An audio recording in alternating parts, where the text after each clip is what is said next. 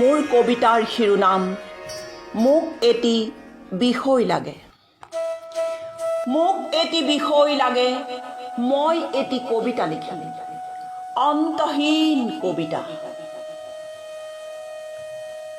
মোৰ কবিতাৰ প্ৰতিটো শব্দই এখন দলিচা গাঁথিম। মাইকেল এঞ্জেলোৰ দৰে ছবি আঁকিম, বিথোভেনৰ দৰে সুৰ সৃষ্টি কৰি গুণগুণাই ধ্বনি তুলিম, ধমনীয়ে ধমনীয়ে হীৰাই উপহীৰাই।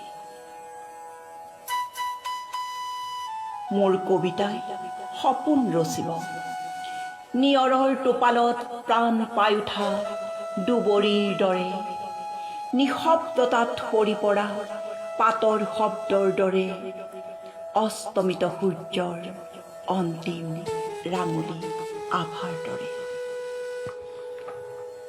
আলোক সন্ধানী এক পথিক হৈ মোৰ কবিতাই সেউজীয়া পোখা মেলি বিষণ্ণতাৰ বেঙুনীয়াৰ ওপৰত প্ৰাণ খুলি হাঁহিব।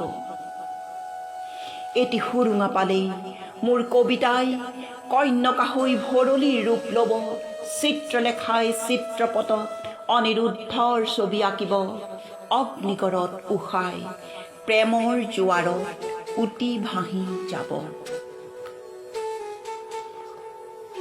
মোৰ কবিতাত শিলে সাৰ পাব, দ পৰ্বতীয়াৰ শৈলটোৰত সোণালী ইতিহাসৰ সাক্ষী হ'ব।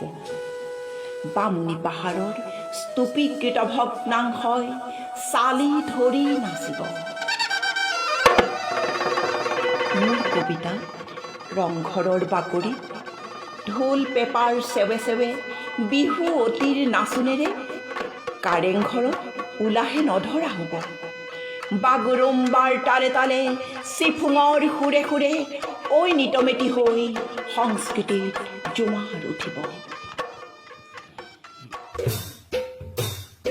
দবা শংকৰ ধ্বনিয়ে সত্ৰীয়া সংস্কৃতিৰ মাজেৰে শংকৰ মাধৱৰ সোণসেৰীয়া সৃষ্টিয়ে মোৰ কবিতা সপ্তসুৰৰ মূৰ্ছনা তুলিব। জ্যোতি বিষ্ণু ফণীৰ আদৰ্শৰে মোৰ কবিতা এজাক বতাহ হৈ লুইতত প্ৰতিধ্বনি তুলিব।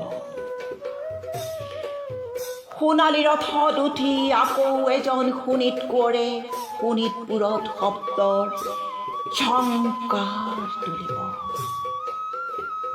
সুৰুঙা পালে মোৰ কবিতাই তোমাৰ বুকুত এপাহ ফুল হৈ ফুলিব, ফুল হৈ ফুলিব, ফুল হৈ ফুলিব।